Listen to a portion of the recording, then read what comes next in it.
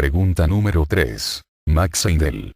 Del libro Filosofía Rosacruz en preguntas y respuestas tomo primero. ¿Por qué fue necesario que viniéramos a esta existencia física?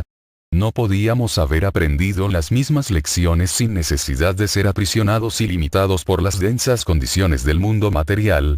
Respuesta. El Nuevo Testamento fue escrito en griego originalmente, y la palabra logos significa a la vez la palabra y el pensamiento que a la palabra precede, así que, cuando San Juan nos habla, en el primer capítulo de su Evangelio, de que en el principio fue el Verbo, y el Verbo era con Dios y el Verbo era Dios, podemos también traducir ese versículo así. En el principio fue el pensamiento, y el Verbo era con Dios y Dios era el Verbo. Todo existe en virtud de ese hecho, la palabra. En ella está la vida. Todo cuanto existe en el universo fue primeramente un pensamiento. Ese pensamiento manifestóse entonces como una palabra, un sonido, que hizo todas las formas, manifestándose como la vida que anima a esas formas. Ese es el proceso de la creación, y el hombre, que fue hecho a imagen de Dios, crea en la misma forma hasta cierto punto. Tiene la capacidad de pensar, puede vocalizar sus pensamientos y, en esa forma, puede asegurarse la ayuda de los demás para realizar su pensamiento, cuando no es capaz de realizarlo él solo. Pero, vendrá un tiempo, en el que podrá crear directamente por medio de la palabra de sus labios, y ahora está aprendiendo a crear por otros medios, así que, cuando a su debido tiempo, pueda emplear su palabra, para crear directamente, sabrá cómo hacerlo. Ese ejercitamiento es absolutamente necesario. Actualmente cometería muchos errores. Y, además, como no es bueno todavía, produciría creaciones demoníacas. En sus primeros pasos, el hombre empleó las sólidas. La fuerza muscular era su único medio para realizar una obra, y los primeros instrumentos con que armó su brazo, fueron huesos y piedras, convenientemente afilados. Más tarde, se confió por vez primera a las aguas, un líquido, y la rueda de agua fue su primera maquinaria. El líquido es mucho más fuerte que el sólido. Una ola puede deshacer la obra muerta de un barco, echar abajo sus mástiles y torcer una barra de hierro como si fuera un alambre. Pero la energía del agua es una fuerza estacionaria y, por lo tanto, limita su trabajo a la inmediata vecindad. Cuando el hombre comenzó a emplear la fuerza aún más sutil del aire, le fue posible levantar molinos de viento en cualquier parte del mundo, y hacer barcos de vela que pusieran en comunicación unas partes con otras. Así que, el nuevo paso del hombre en el camino de su desarrollo, lo efectuó mediante el empleo de una fuerza aún más sutil que el agua y más universalmente aplicable que ese elemento. Pero el viento es inestable y no se puede confiar en él. Por consiguiente, el progreso de la civilización humana, adquirido por su intermedio, es insignificante si se lo compara con el realizado mediante un gas aún más sutil, el vapor, pues este puede producirse en cualquier momento y en todas partes, y el progreso del mundo ha sido enorme desde su descubrimiento. Hay, no obstante, un serio inconveniente u obstáculo a su utilidad, y es que el vapor necesita una complicada maquinaria. Este obstáculo queda eliminado prácticamente mediante el empleo de una fuerza aún más sutil, más fácilmente transmisible: la electricidad, que es invisible e intangible. Así que, podemos ver, que el progreso del hombre en el pasado ha dependido de la utilización de fuerzas de creciente sutilidad, siendo cada fuerza de la escala más fácilmente transmisible que la anterior, y podemos deducir sencillamente que el progreso futuro depende del descubrimiento de fuerzas aún más sutiles, transmisibles con mayor facilidad.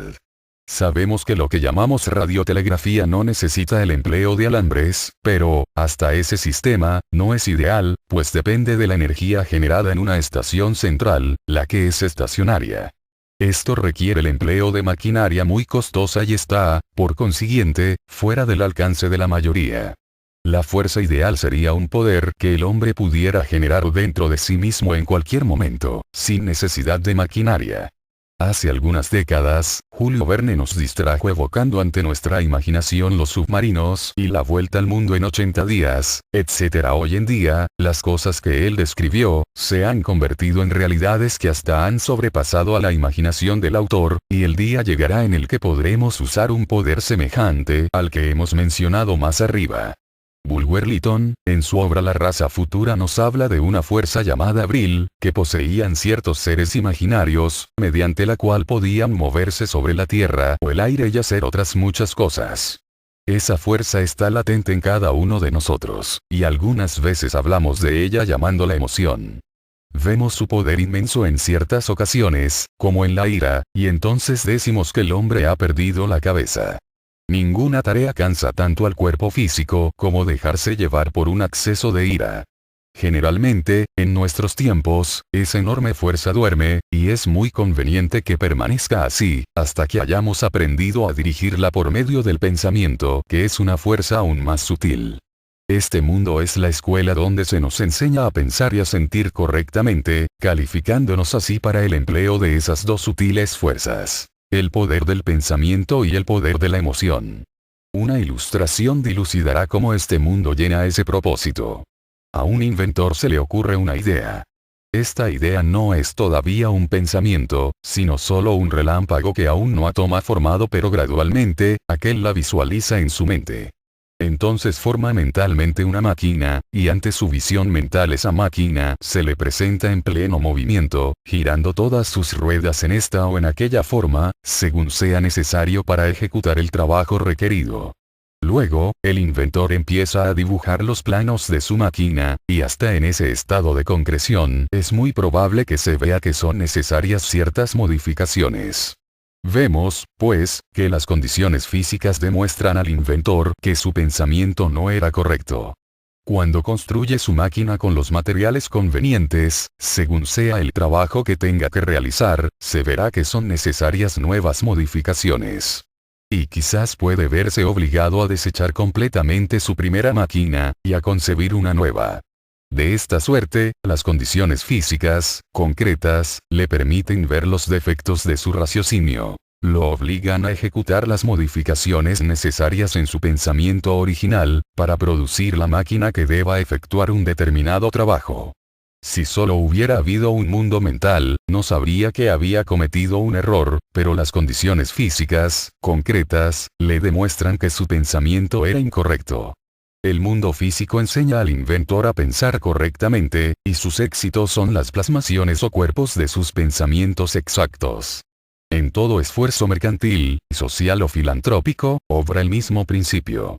Si nuestras ideas concernientes a los diversos asuntos de la vida son inexactas, se corrigen cuando se llevan a la práctica, de suerte que este mundo es una necesidad absoluta para enseñarnos a emplear el poder del pensamiento y del deseo, estando actualmente esas fuerzas muy subyugadas por nuestras condiciones materiales.